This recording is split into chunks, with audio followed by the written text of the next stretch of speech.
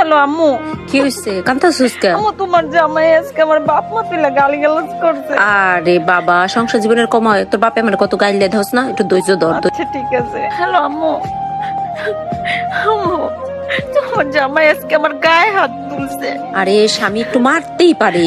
অনেক মারছে। আমি আর- কাইসা বড় আর আসবি মানে কি কস তুই? স্বামী স্ত্রী একটু ঝগড়াঝাটি হইলে মারামারি হইলে কি আয় পড়তে হইব?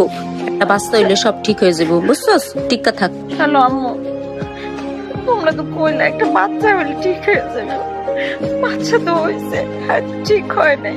আরে বাবা, তোর ধৈর্য না আসলেই কম, ছোটবেলা তোর ধৈর্য কম ছিল। আমারে মারে, খালি মারে, বাচ্চাটার দিকেও খেয়াল নাই। রে দুই এক বেটা মেজাজ গরমই থাকে, বেটার কাম করে আহে, বুঝোস না? টিকা থাক, টিকা থাক। হ্যালো আম্মু, আজকে আমার শাশুড়ি আমারে মারছে, আমার ননদ অনেক কথা কইছে। আরে বাবা, তোর দাদি ফুবু আমার কম কইতো কত মারতো। আমি কি এমন করতাম? কোনদিন গেছি? সহ্য করতে পারি না তো। শোন, শ্বশুর বাড়িতে লাল শাড়ি পরে যাইতে হয়, সাদা শাড়ি পরে বাইরে দিতে হয়, বুঝছস?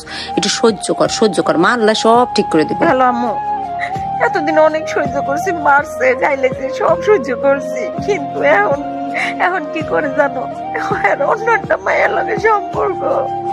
একটু ধৈর্য ধর, মা ঠিক হয়ে যাবো। আর কত